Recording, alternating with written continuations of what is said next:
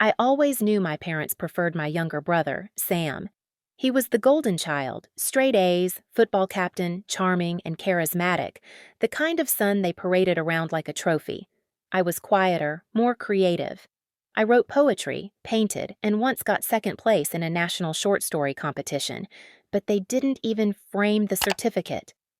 "It's just writing," my dad had said. Not something real like what Sam's doing. I had learned not to expect applause from them. Please subscribe to our channel and tell me in comments from where are you watching this video. But nothing prepared me for the day they decided my wedding wasn't worth showing up for. My fiancé, Julian, was everything I had ever hoped for. Kind, intelligent, patient, and someone who loved the parts of me my parents never noticed. We met during grad school, both of us pursuing our dreams without needing applause. He was there for me through every family dinner where I was invisible, through every holiday where my gifts were always an afterthought, and through every moment where I questioned if I'd ever be enough. When we got engaged, I told my parents, expecting at least a trace of joy. But Mom's response was, "Oh, that's soon. Are you sure?" And Dad just muttered something about hoping I wouldn't be too emotional on the big day. We sent out the invitations. We even arranged a shuttle from their town to the venue, just so travel wouldn't be an excuse. I still remember calling them a week before, confirming everything. Mom was non-committal, saying she had to check the calendar. It was the same tone she used when I invited her to my college graduation. She never came to that either. Then came the wedding day. Everything was beautiful. Warm sunlight through the chapel windows, music floating through the air, Julian looking at me like I was the only person that mattered. My friends were there. His family was there. My parents' chairs were empty. I tried not to let it ruin the moment. I tried to focus on Julian's hand holding mine as we said our vows. But when the reception started and I saw Sam posting Instagram stories of a barbecue in my parents' backyard, grilling, laughing, even the dog wearing a party hat, something inside me cracked. I left the reception for a moment and stepped outside. The sky was painted with twilight, a gentle breeze brushing my face. Julian followed me out and said, "They're the ones who missed out." I nodded, but I couldn't say anything. Not yet. I didn't cry, not because I wasn't hurt, but because I had learned long ago not to give them that kind of power. Instead, I made a choice. That night, after the guests had gone and Julian and I were alone in our small hotel suite, I looked him in the eyes and said, "They don't get to be part of our future unless they earn it." He kissed my forehead and said, "I'm with you. Whatever you decide." Weeks went by. No apology came. No call. Just silence.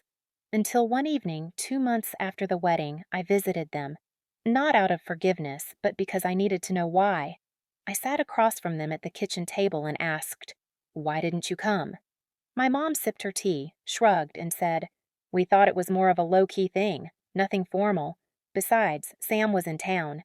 We haven't all been together in a while." Then my father chuckled and said, "Come on, don't be so sensitive. It's not like it was a royal wedding. We'll come to the next one if there is one." He laughed. Mom laughed too. That's when I knew something deeper than disappointment had settled inside me. It was detachment. They hadn't just skipped my wedding, they had laughed at my pain, and I promised myself that day, if they ever came to need me, really need me, I would remember this moment. I didn't have to wait long. A full year passed, not a single call from them, not even a message on my birthday, not even when Julian was in the hospital for a week with appendicitis, not even when I released my first published article in a national journal. Just silence. The same kind of silence that had echoed on the pews the day I said, "I do," in front of people who actually loved me. It hurt, deeply, but I channeled every ounce of that pain into building a life that didn't need their applause. Then, one cold morning in January, a message came in. "Mom's been diagnosed," my cousin wrote. "Ovarian cancer, stage 2. She didn't want to tell you, but I thought you should know." I didn't know what to do with that. She was still my mother, but was I still her daughter? I sat with it for a week, then another. Until one rainy Tuesday, Julian sat next to me and gently said, "If you go, go for you. Not for them.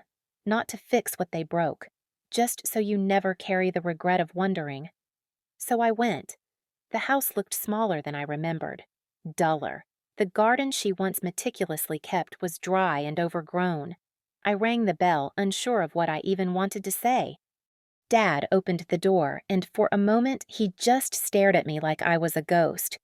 "Come in," he finally mumbled, stepping aside. I saw her on the couch, thinner, hair already starting to fall out in patches, wrapped in a knitted blanket. She looked up, and for a second something flashed in her eyes.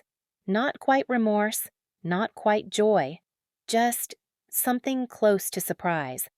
"I didn't expect you," she said. I nodded. "I didn't expect to come." She looked down. "You always had a strong heart." No apology, no warmth, just a passive comment. But this time, I didn't shrink. "I came because I needed closure," I said, my voice calm but firm. "Because I need to say the things you never had the courage to." I sat across from her. "You laughed when I asked why you missed my wedding. Do you know what that felt like? Like I was begging for scraps of affection from people who were supposed to be the foundation of my life." She looked away, her fingers trembling slightly. "You poured everything into Sam because he was loud, flashy, charming. But you never stopped to see the daughter who stayed up all night writing, who paid for her own classes, who held herself together while you chased someone else's version of success." A tear slid down her cheek. She didn't wipe it. "I'm not angry anymore," I continued. "I'm just sad for the version of me who waited for you to notice her, and for the version of you who might never understand what you lost." Silence. When I stood to leave, she reached out and touched my hand. Weakly. I I don't know how to fix it," she whispered. "You don't," I said gently. "You just learn to live with the consequences of what you chose, just like I did." I walked out of the house lighter than I'd ever felt, not because anything was healed, but because I had finally stopped hoping they would be the parents I once needed. 3 months later, they reached out again. "We need help with the hospital bills," my dad wrote. "Anything you can do would mean a lot." This time, I didn't respond right away. I sat with the message for a while, then opened my email and sent them a simple reply. "You needed me when I was a child. You chose not to show up. Now you need me again, and I've built a life without you in it. I wish you peace, but I won't set myself on fire to keep you warm." I pressed send. It was not revenge. It was not cruelty. It was clarity, the kind that grows when you finally understand that forgiveness does not always mean reconnection, that love, to be real, must be mutual, and that sometimes the most powerful thing you can do is walk away without bitterness, but with firm, unwavering self-respect. Years later, I would give a TED Talk.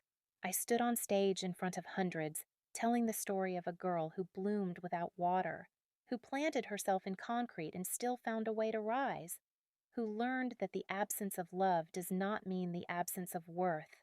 And in the back row, Julian sat, smiling the way he always did when I succeeded, not because of who clapped for me, but because I finally clapped for myself.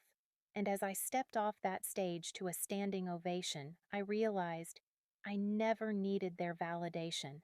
I just needed my own voice. And now the whole world was listening. Please subscribe to our channel and tell me in comments from where are you watching this video.